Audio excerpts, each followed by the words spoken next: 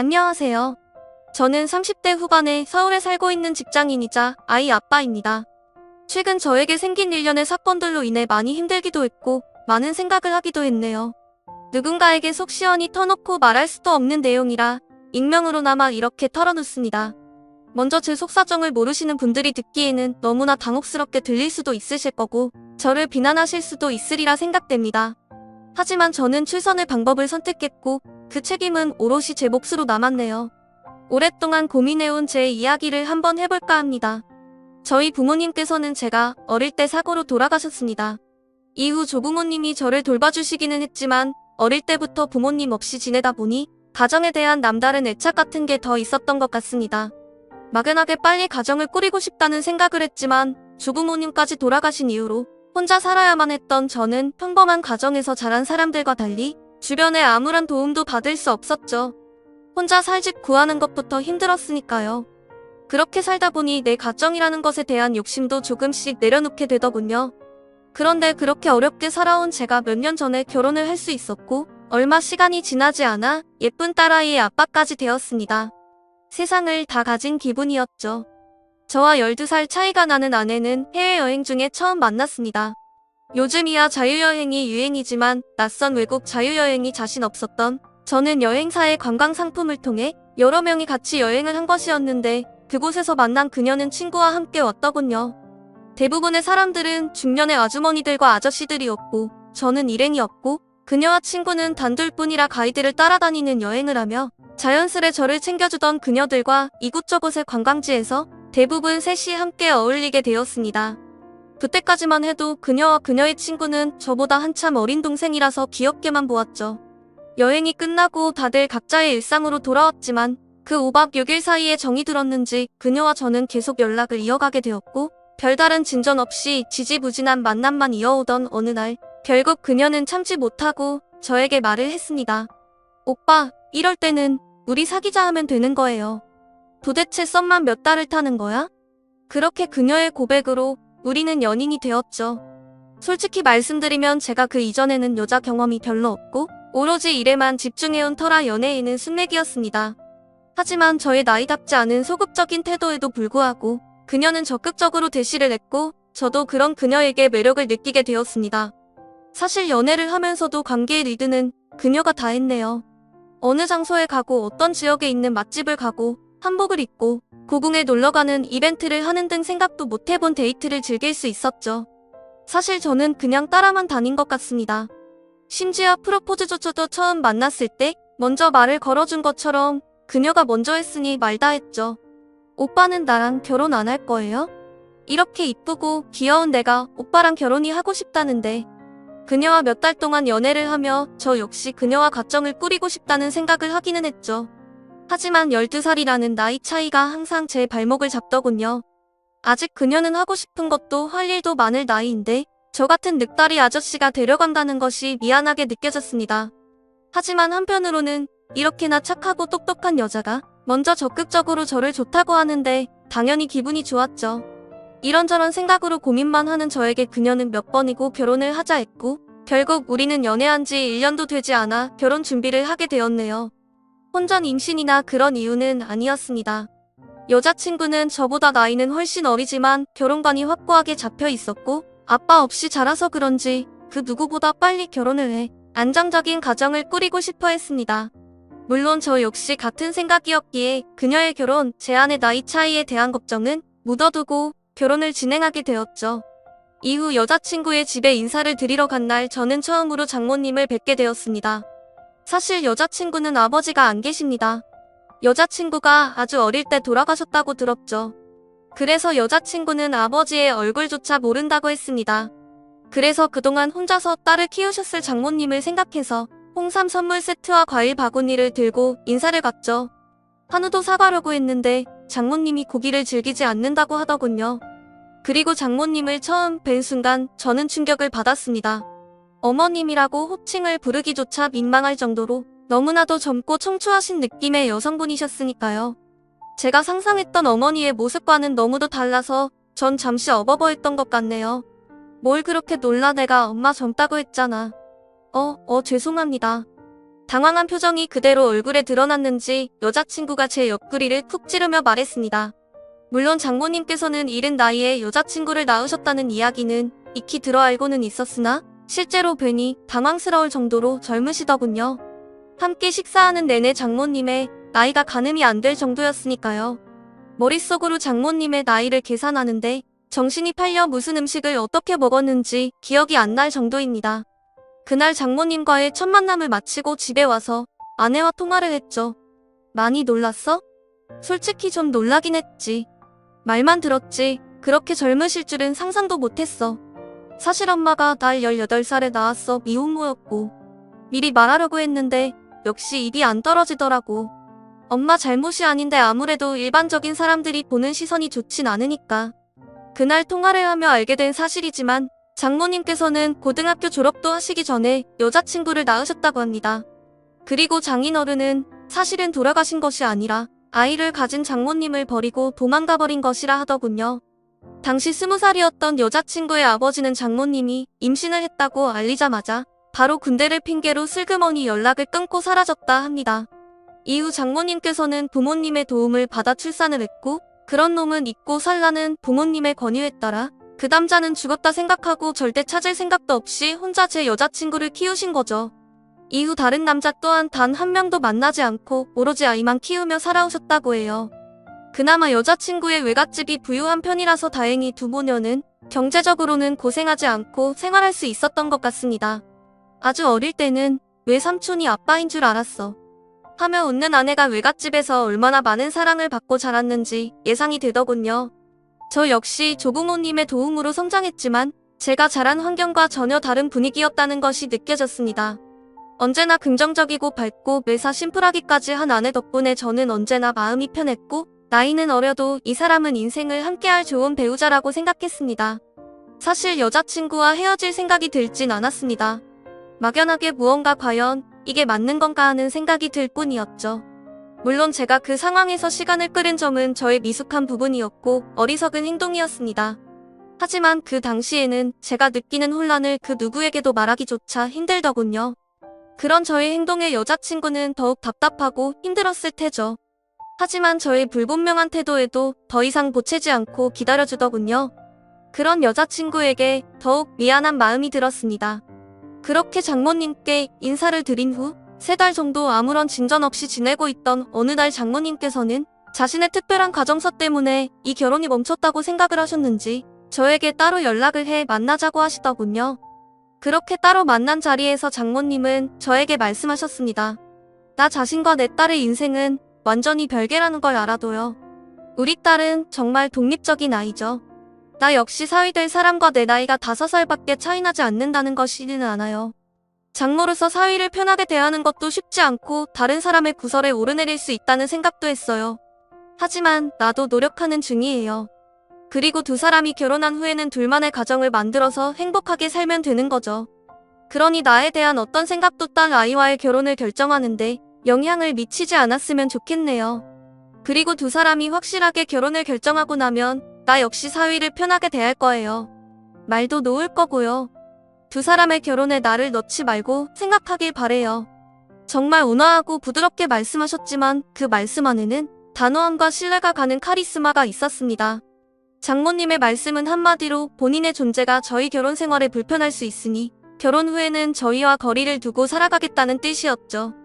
전 장모님의 말씀을 듣고 딸에게 혹여 피해를 끼칠까 하며 걱정하시는 마음을 느낄 수 있었습니다. 장모님과의 만남 이후 제 마음에 불편했던 마음을 내려놓을 수 있게 되었고 마침내 저희는 결혼을 하게 되었습니다. 장모님의 도움을 받아 신도시의 아파트를 분양받을 수 있었고 몇 년 뒤 그 집이 완공될 때까지는 일단 제가 살던 푸른빌라에서 신혼살림을 차리게 되었죠. 그렇게 우여곡절 끝에 행복한 결혼 생활이 시작되었고 아내의 바람대로 결혼하자마자 임신을 하게 되었죠. 아내의 소원은 단란한 가족의 생활이었습니다. 그리고 아내는 무사히 건강하고 예쁜 딸아이를 출산했습니다. 아이가 태어나니 현재 지내고 있는 집이 좁게 느껴지기는 했지만 얼마 후면 새 아파트가 완공될 예정이었기에 우리는 마냥 행복하기만 했습니다. 그런데 사람이 뭔가 마음이 불편하고 내키지 않을 때는 다 그럴 만한 이유가 있는 것일까요? 행복한 생활에 빠져있기도 잠시 우리 가정은 한순간에 산산이 부서지고 말았습니다. 혼자 아이를 돌보며 손목에 무리가 온 아내가 하루는 저에게 아이를 맡기고 병원에 다녀오던 중 음주운전자가 낸 교통사고를 당하게 된 것이죠. 사고 직후 화재까지 일어난 큰 사고였기에 아내는 손 써볼 틈도 없이 그 자리에서 사망하고 말았습니다. 그렇게 사랑스러운 제 아내는 이제 돌도 되지 않은 딸아이만 남겨둔 채 하늘나라로 가고 말았죠. 저는 아무것도 할 수 없었죠. 아내의 갑작스러운 죽음은 저에게도 감당할 수 없는 큰 충격이었기 때문입니다. 어떤 정신으로 장례를 치렀는지조차 모르겠네요. 사망사고를 낸 음주운전자는 실형을 살게 되었고 보험금도 나왔지만 그것으로 저와 딸아이의 충격까지 보상받을 수 있는 것은 아니었습니다. 그나마 한 가지 다행인 것은 딸이 아직 아기여서 엄마의 죽음을 인지할 수 없다는 것이었죠. 하지만 제가 할 수 있는 것은 아직 젖도 떼지 못한 딸을 안고 우는 것밖에 없었으나 이 모든 것이 다 제 탓이라는 자책감에 너무 괴롭기만 할 뿐이었죠. 딸아이를 지키고 키워야 하는 생각조차 하지 못할 정도로 아내를 잃은 슬픔을 감당할 수 없었습니다. 결국 저는 정상적인 생활을 하지 못할 정도로 폐인이 되었고 먼저 간 아내를 따라가고 싶다는 생각을 하기에 이르렀죠. 그런 어둠의 시간을 보내던 어느 날 오랜만에 집에 초인종이 울렸습니다. 이서방, 집에 있어? 시끄러운 벨소리에 정신을 차려보니 장모님이 찾아오셨다군요. 저는 자고 있는 아기를 살핀 후 조심스레 문을 열었습니다. 아이고, 집이 꼴이 이게 뭐야? 지민이는? 하며 들어온 장모님은 가장 먼저 아이를 살피고 바로 집안일을 하기 시작했습니다. 아내가 그렇게 떠났어도 아이는 지켜야지. 지금 이게 뭐 하는 거야? 회사도 안 간 거야? 어린 지민이 두고 내 딸 따라가기로 마음먹은 거야? 그런 장모님의 모습을 보며 아무런 말도 하지 못했죠. 그날 이후 장모님은 매일매일 찾아오시다가 언젠가부터는 지민이와 함께 옆방에서 주무시며 아이를 봐주셨습니다. 솔직히 저는 혼자 지내고 싶었지만 아기 때문에 어쩔 수 없었어요. 처음에는 그렇게 막무가내로 오신 장모님이 귀찮고 불편했습니다. 하지만 장모님 덕분에 무사히 일상으로 돌아올 수 있었고 회사로 복귀할 수도 있었죠. 무엇보다 아이에게 엄마의 빈자리를 채워줄 수 있어 다행이라는 생각이 들었죠. 그때 장모님이 저희 집으로 찾아오지 않으셨다면 제가 어떤 선택을 했을지는 아무도 모를 일입니다.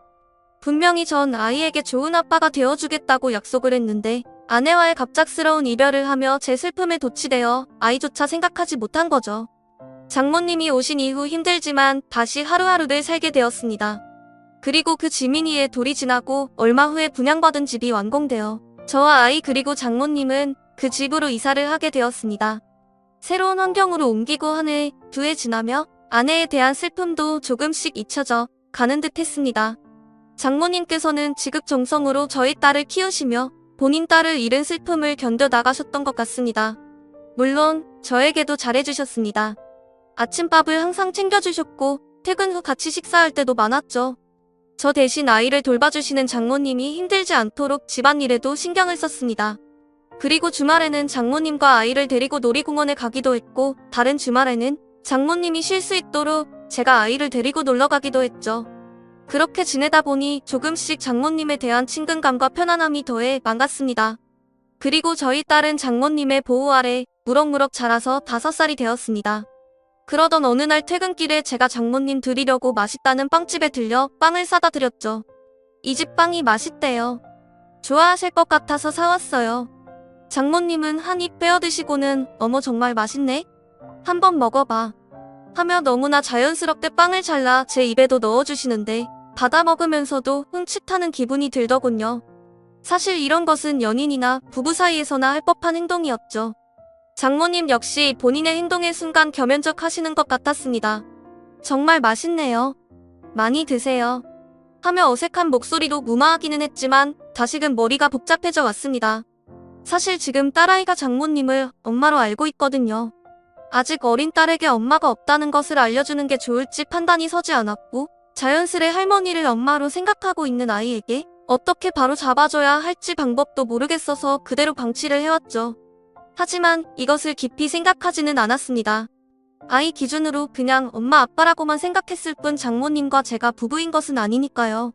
그런데 아이가 어린이집을 다니면서는 상황이 조금 달라졌습니다. 입소는 제가 시키기는 했지만 장모님이 아이의 등하원을 해주고 계시기 때문에 자연스럽게 엄마들 사이에서도 장모님이 딸의 엄마가 되어 있었죠. 그리고 놀이터에서 아이들이 놀 때도 장모님이 아이의 엄마로 인식되어 있었습니다.